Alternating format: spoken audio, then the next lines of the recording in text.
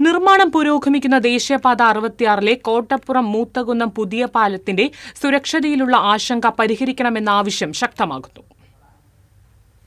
നിർമ്മാണം പുരോഗമിക്കുന്ന പാലത്തിന്റെ തൂണുകളിലൊന്ന് താഴ്ന്നതായി നാട്ടുകാർ ചൂണ്ടിക്കാണിക്കുന്നു. ഇരട്ടപ്പാലങ്ങളിലെ രണ്ടാമത്തെ പാലത്തിലാണ് സുരക്ഷാ ഭീഷണി ഉടലെടുത്തിട്ടുള്ളത്. കൊടുങ്ങല്ലൂരിലെ വലിയ പണിക്കൻ തുരുത്തിൽ നിന്നും എറണാകുളം ജില്ലയിലെ മൂത്തകുന്നത്തേക്കുള്ള പാലത്തിന്റെ രണ്ടാം തൂണിലാണ് അപാകത കാണപ്പെടുന്നത്. ദൂരക്കാഴ്ചയിൽ പാലത്തിന്റെ രണ്ടാം തൂണിന്റെ ഭാഗത്ത് വളഞ്ഞതുപോലെയുണ്ട്. നാട്ടുകാർ സംശയമുന്നയിച്ചിട്ടും അധികൃതരുടെ ഭാഗത്തു നിന്നും പ്രതികരണമൊന്നും ഉണ്ടായിട്ടില്ല.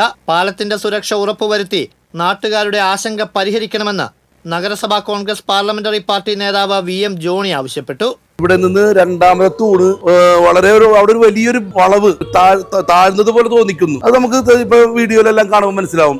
അതൊരു വലിയൊരു ആശങ്കയിലാണ് എല്ലാ ജനങ്ങളും നിൽക്കുന്നത്. ഇത്രയും പെട്ടെന്ന് ബന്ധപ്പെട്ട ഉദ്യോഗസ്ഥന്മാർ വന്ന് എന്താണ് ആ നിർമ്മാണത്തിൽ വന്ന അപാകതയാണോ എന്താണ് ഒരു വലിയൊരു ആശങ്ക നിലനിൽക്കുന്നുണ്ട്. ജനങ്ങളുടെ കാഴ്ചപ്പാടിൽ നമുക്ക് നോക്കുമ്പോൾ തന്നെ കാണാം ഒരു വലിയൊരു വ്യത്യാസം.